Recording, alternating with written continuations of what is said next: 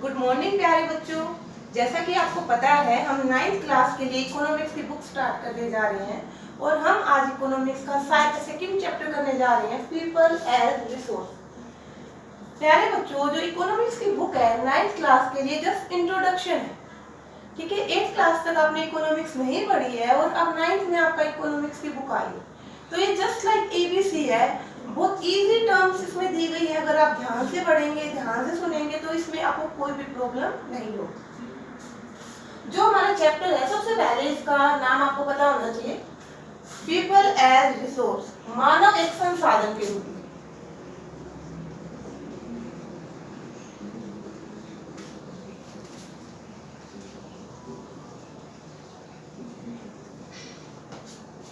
यहाँ पर देखिए, रिसोर्स क्या है?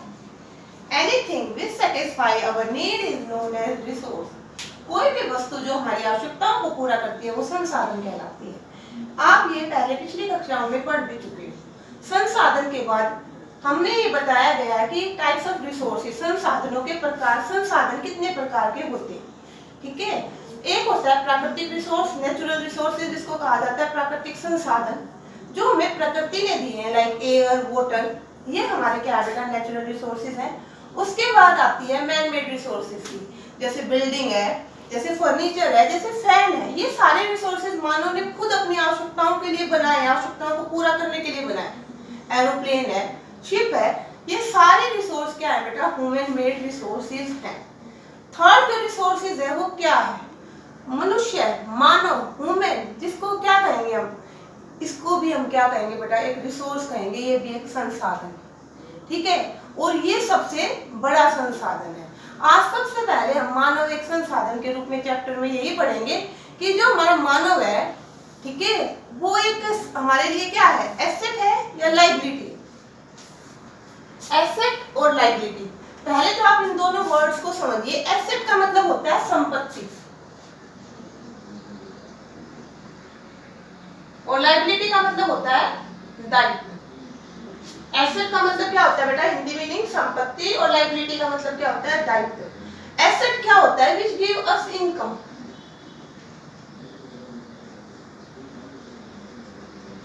Income in future. For example, आपने बहुत बड़ी लैंड ले रखी है, उस पर आप फार्मिंग करोगे और फ्यूचर में आपको इनकम होगी, तो ये क्या है? एसेट आपके।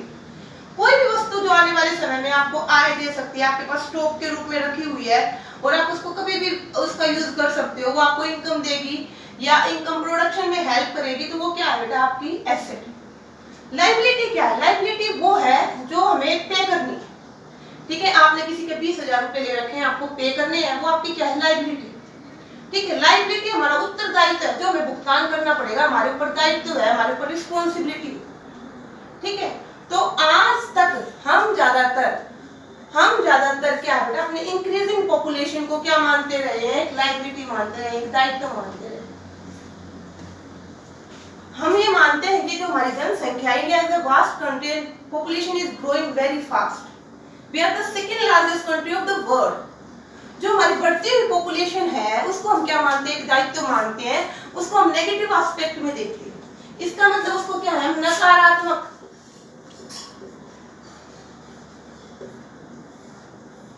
दृष्टिकोण, नकारात्मक दृष्टिकोण से या नेगेटिव एस्पेक्ट से देखते हैं।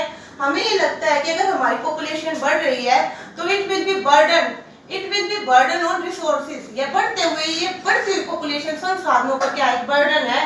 उसके अलावा हमें ये लगता है कि बढ़ती हुई पॉपुलेशन के लिए ना तो हम खाने की समस्याओं को दूर कर पाएंगे, उनके लिए खाना उपलब्ध कर पाएंगे, फूड सिक्योरिटी मुश्किल हो जाएगी, उनके लिए हेल्थ फैसिलिटीज प्रोवाइड कराना हमारे बस के बाहर हो जाएगा, और फिर एजुकेशन फैसिलिटीज, शिक्षा संबंधी सुविधाएं इतने सारे लोगों को प्रोवाइड कराना शायद सरकार के बस में ना हो। इसीलिए हम अपनी बढ़ती हुई पॉपुलेशन को नेगेटिव एस्पेक्ट में देखते हैं। ऐसा अभी तक हम करते आए, इसीलिए हम बार बार पॉपुलेशन के इंक्रीज होने पर बहुत सारे आप दृष्टिकोण देखते हो, बहुत सारी स्पीचेस आप लर्न करते हो, आप निबंध भी याद करते हो हिंदी में। ठीक है, जनसंख्या विस्फोट। पर बेटा क्या केवल यही तरीका है अपनी बढ़ती हुई पॉपुलेशन को देखने के लिए? ठीक है, क्या उसका दूसरा एस्पेक्ट नहीं हो सकता? डेफिनेटली हो सकता है। और वो क्या है, वो आपकी बुक में बताया गया है। वो है बेटा इसका पॉजिटिव एस्पेक्ट, इसका सकारात्मक दृष्टिकोण। सकारात्मक दृष्टिकोण।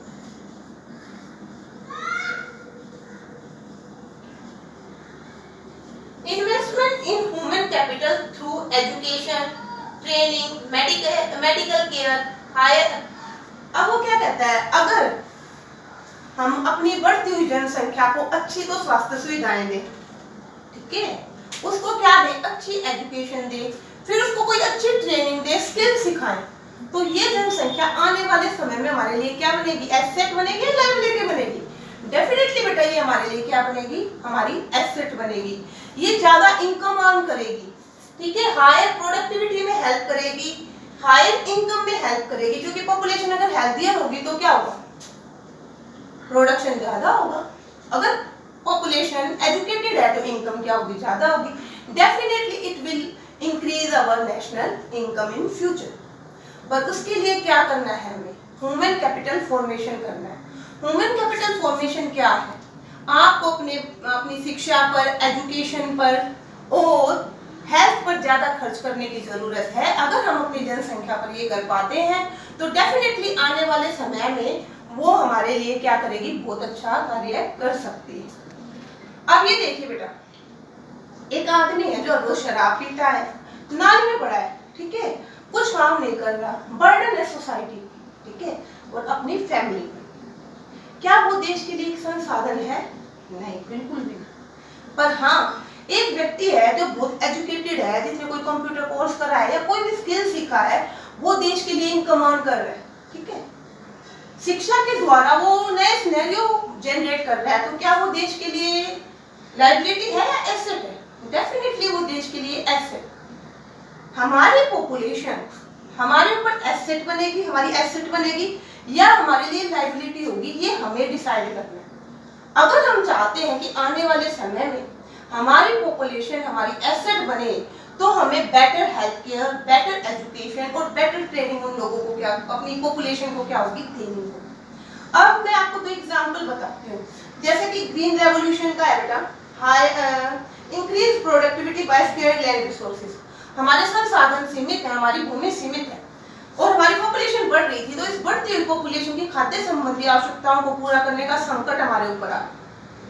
बट हमारी सरकार ने एक स्टेप लिया, ठीक है, हायर यील्डिंग वैरायटी के सीड, न्यू टेक्नोलॉजी को अडॉप्ट किया, जिससे क्या हुआ, इंक्रीज प्रोडक्टिविटी आई, हमारी प्रोडक्शन कई गुना बढ़ गया।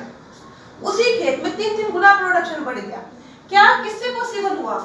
ये केवल बेटर टेक्नोलॉजी से पॉसिबल हुआ। उस बेटर टेक्नोलॉजी को लाने वाले कौन थे? एजुकेटेड ह्यूमन बीइंग्स, ठीक है। उसके द्वारा क्या हुआ, हमारे देश में खाद्य संबंधी जो आवश्यकता थी उसको पूरा किया गया, फूड सिक्योरिटी को सिक्योर किया गया, फूड सिक्योरिटी लोगों तक पहुंचाई गई। अब उसके बाद है बेटा सेकंड, जापान का एग्जांपल ले लो आप। जापान ने पॉपुलेशन को कभी नेगेटिव तरीके से देखा ही नहीं। जापान एक ऐसा कंट्री जिसके पास कोई भी संसाधन नहीं है, उसके पास संसाधनों की कमी है, सबसे ज्यादा भूकंप और ऐसी नेचुरल कैलेमिटी का शिकार होने वाला देश। Still Japan is a developed country, still Japan is among the developed countries and it is very advanced in technology. No other country can compare with Japan in technology. Technology में Japan का मुकाबला कोई देश नहीं कर सकता। कैसे? क्या किया उसने? वहां की पॉपुलेशन ज्यादा हेल्थियर है, वहां के बच्चे वहां के लोग ज्यादा एजुकेटेड हैं। उसने अपना सारी संसाधनों को या जो भी उसके पास था, उसने अपने ह्यूमन रिसोर्स को डेवलप किया। उसने ह्यूमन रिसोर्स पर ज्यादा अटेंशन पे की। उसने उसकी एजुकेशन का, ट्रेनिंग का और हेल्थ फैसिलिटीज का ज्यादा ध्यान रखा। तो देखिए, पीपल एज रिसोर्स मानव संसाधन के रूप में एसेट है या लायबिलिटी है? अभी तक तो वही हम इसको क्या मानते थे, नेगेटिव एस्पेक्ट में देखते थे और एक लायबिलिटी मानते थे। हमें लगता था ये बर्डन है हमारे रिसोर्सेज पर और हम इनको फूड, हेल्थ और एजुकेशन फैसिलिटीज नहीं प्रोवाइड करवा पाएंगे। पर अगर बेटा हम पॉजिटिव एस्पेक्ट में देखें तो ये बिल्कुल ठीक है कि हमारी जनसंख्या हमारे लिए क्या है, एक एसेट है। ये हमें इनकम दे सकती है जब हम इसकी एजुकेशन पर, हेल्थ फैसिलिटीज पर और ट्रेनिंग पर अगर हम खर्चा करते हैं, इन्वेस्टमेंट कहेंगे इसको, क्या कहेंगे, आज हम इन्वेस्ट कर रहे हैं ना तो उसके रिटर्न फ्यूचर में मिलते हैं ना। आप कोई बॉन्ड खरीदो तो उसके रिटर्न आपको आने वाले टाइम में मिलते हैं या नहीं मिलते। तो वो वही वाली बात है बेटा, हमारी जो पॉपुलेशन है हमारे लिए क्या है, एसेट। वो इस पर बेस करता है कि हम उसको कैसे ट्रीट करते हैं। आज के दिन इंडिया में सबसे ज्यादा युवा शक्ति है। हमें अपनी बढ़ती हुई जनसंख्या को, मैं ये बिल्कुल नहीं कह रही है जनसंख्या नियंत्रण पर ध्यान देने की जरूरत नहीं है, बिल्कुल है, पर बेटा हमें हमारी जो भी जनसंख्या है उसको एक संसाधन समझना चाहिए, उसको एक संपत्ति समझना चाहिए और उसके विकास के लिए क्या करना चाहिए, हमें कदम उठाने चाहिए। अब बेटा हम ये समझेंगे विद द स्टोरी ऑफ सकल एंड विलास। जो बात मैंने बताई कि जो हमारा मानव है, जो पीपल है, वो रिसोर्स है या आपका एसेट है। जो रिसोर्स पीपल है हमारा, जो संसाधन है हमारे लिए, वो हमारी संपत्ति है या वो हमारा दायित्व है। इस बात को हम दो उदाहरणों से समझेंगे, ठीक है। दो उदाहरण मैं आपको दूंगी, अगर आप उनको ध्यान से सुनते हो, फिर हम उसके बाद क्या करेंगे, खुद से उदाहरण देखने के बाद हम खुद से उनको क्या करेंगे, स्टडी करेंगे और पता लगाएंगे कि कैसे मनुष्य दायित्व बन सकता है और कैसे मनुष्य संसाधन बन सकता है, ठीक है। तो बेटा यहाँ पर मैं आपको बताती हूँ, बिल्कुल आपको बर्डन लेने की जरूरत नहीं है। दो बच्चों की कहानी है, इसमें दो दोस्त थे, एक का नाम था सकल और एक का नाम था विलास, ठीक है। बोथ वर फ्रेंड्स, ठीक है। ये लिखा है मैंने, स्टोरी ऑफ सकल एंड विलास है ये, ठीक है। पहले इसमें जो सकल है उसके बारे में हम पढ़ेंगे, उसके बारे में सुनेंगे, उसके बारे में समझेंगे। सकल और विलास दोनों ही फ्रेंड थे। वो एक सेम ही विलेज में रहते थे। उनके विलेज का नाम क्या था, सीमापुर था।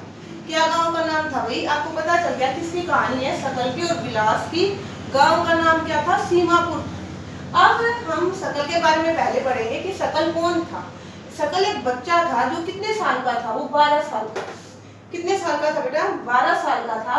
उसकी मदर का, उसकी माता का नाम क्या था, शीला था, ठीक है। और वो क्या काम करती थी, डोमेस्टिक चोर, हाउस होल्ड वर्क की करती थी, वो घर का काम करती थी, ठीक है। और उसके जो फादर थे उसका नाम क्या था, बूटा चौधरी, ठीक है। फादर का क्या नाम है, बूटा चौधरी। वो क्या करते थे, वो खेतों में एग्रीकल्चर फील्ड में वर्क करते थे, खेतों में वर्कर के रूप में काम करते थे, उनकी अपनी जमीन नहीं। अब सकल है, सकल क्या काम करता था, सकल एक तो अपनी मम्मी की हेल्प करता था, अपनी माताजी की हेल्प करता था घर के काम काज में। सकल का एक ब्रदर भी है और एक सिस्टर भी है। सकल के ब्रदर का नाम क्या है बेटा, जीतू है, और उसकी बहन का नाम क्या है, सीतू है।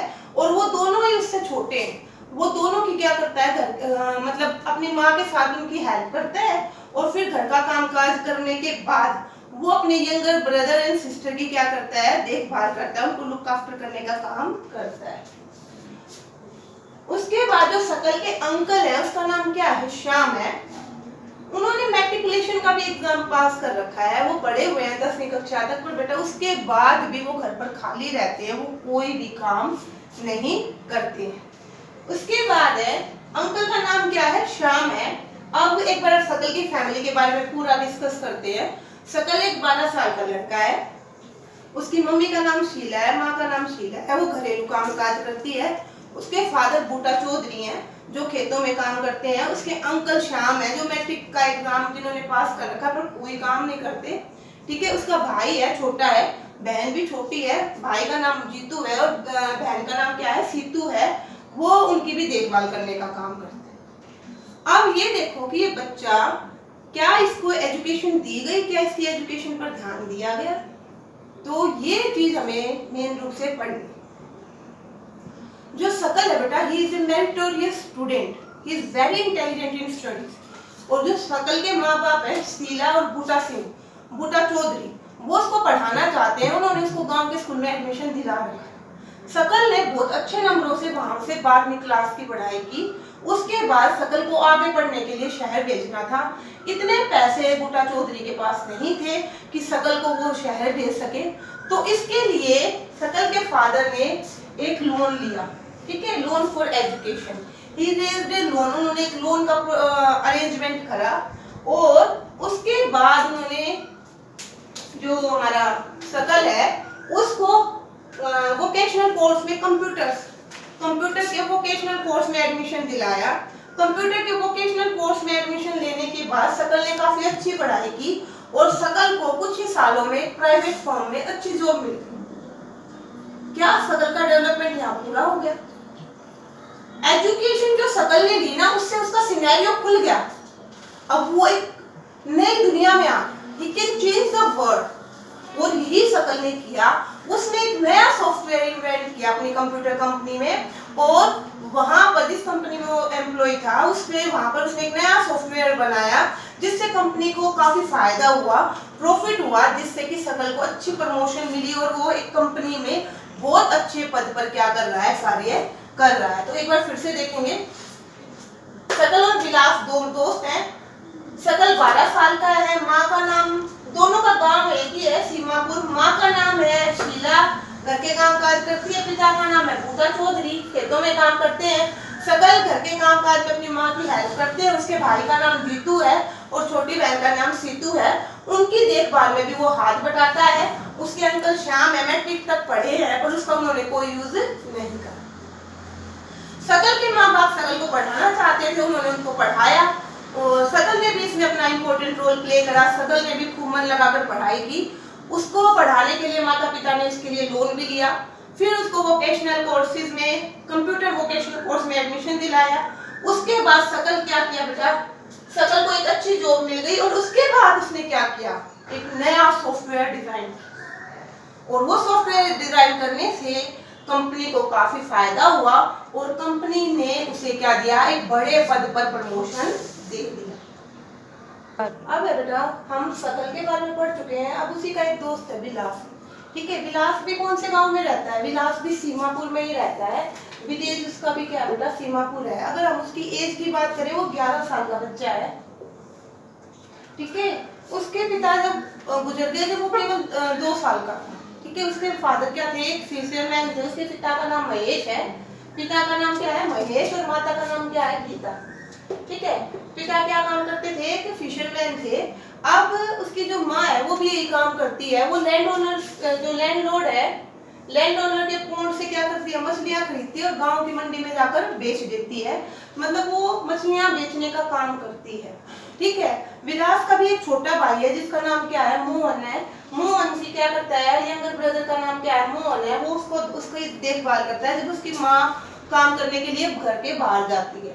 अगर आपको पता हो विलास की, अगर हम हेल्थ की बात करें तो विलास की हेल्थ अच्छी नहीं है। वो बचपन में ही अर्थराइटिस का शिकार हो गया और उसकी माँ के पास इतने पैसे भी नहीं थे कि वो उसका इलाज करा सके और उसको lack of proper health facilities रहा। उसके बाद कुछ दिनों में उसकी माँ भी यही काम करती रही और कुछ दिनों में उसकी माँ भी चल बसी। अब उसके पास क्या बेटा, उसको अगर एजुकेशन की बात करें तो कोई एजुकेशन नहीं दी गई, ना उसने कभी इंटरेस्ट दिखाया, ना कभी उसको स्कूल भेजा गया। तो नो एजुकेशन, उसके पास कोई एजुकेशन नहीं है। अब उसको भी वही काम करना पड़ता है, वही काम मतलब सेम वर्क कर रहा है वो। मतलब वो भी क्या कर रहा है, लैंड ओनर के पोर्ट पर जा रहा है और मछलियां खरीदता है। इससे वो केवल 150 रुपीज इन ए डे कमाता है, ठीक है। वो केवल 150 रुपए दिन में कमा पाता है बहुत हार्ड वर्क करने के बाद। अब उसके बाद क्या है बेटा, उसकी इनकम क्या है, बहुत ज्यादा कम है। हेल्थ उसके पास नहीं है, एजुकेशन उसके पास नहीं है और इनकम उसके पास नहीं है। अब हमने 2 केसेस पढ़े, एक बार हम विलास का दोबारा से रिपीट कर रहे हैं। विलास एक लड़का है, ठीक है। किसका दोस्त है ये, सकल का दोस्त है, 11 साल का है। अगर हम इसकी बात करें, इसके फादर का नाम क्या है बेटा, महेश है, मछुआरा है। माँ गीता है, वो भी मछुआरे का काम करती है, वो भी मछलियां बेचने का काम करती है। पिता की मौत हो जाती है जब वो 2 साल का था। उसके बाद उसको कोई एजुकेशन नहीं दी गई, उसको अर्थराइटिस है, ठीक है। और वो अपने छोटे भाई का ध्यान रखता है। उसके साथ साथ ही बेटा उसकी माँ भी कुछ दिनों में क्या हो जाती है, एक्सपायर हो जाती है। तो उसको भी वही सेम काम करना पड़ता है। कितनी इनकम वो अर्न करता है, केवल 150 रुपए, केवल 150 रुपए वो अर्न करता है। तो इन दो स्टोरी को पढ़कर आपने ये देख लिया, इन दो स्टोरी को पढ़ने के बाद आपने ये देख लिया कि किसकी इनकम ज्यादा है, कौन अच्छा जीवन जी सकता है, वो जिसने एजुकेशन जिसको मिली या वो जो स्कूल के आसपास से भी नहीं गुजरा, जिसको कोई एजुकेशन फैसिलिटी, कोई हेल्थ फैसिलिटी नहीं मिली। तो अब हम ये देखेंगे, अब हम एक बार डिस्कशन करेंगे कि इन दोनों स्टोरियों से आपने क्या अंदाजा लगाया। लाओ बेटा, अब हम इन्होंने दो केस स्टडी में हमने दो केसेस पढ़े, एक सकल का और एक विलास का। अब हम इस पे कुछ डिस्कशन करते हैं, इनका कंपैरिजन करते हैं। मेरे ख्याल में सकल को भी आप अच्छे से जान रहे हो, विलास को भी आप अच्छे से जान रहे। इनके बीच में अगर हम कंपैरिजन करें तो पहला कंपैरिजन तो हेल्थ का है, ठीक है। सकल की हेल्थ कैसी थी, हेल्दी है वो, सकल हेल्दी है। जबकि विलास क्या है, अर्थराइटिस का शिकार है, ठीक है। अर्थराइटिस है, उसको फ्रीक्वेंटली डॉक्टर के पास जाना पड़ता है, जबकि सकल को कोई डॉक्टर के पास जाने की जरूरत नहीं है। नॉर्मल क्या है, नॉर्मल कंडीशन में उसको कोई प्रॉब्लम नहीं है, ठीक है। जबकि हेल्थ स्टैंडर्ड के मामले में देखें तो विलास का स्टैंडर्ड क्या है, लो है। उसके बाद एजुकेशन देखते हैं, किसने कंप्यूटर कोर्स किया है,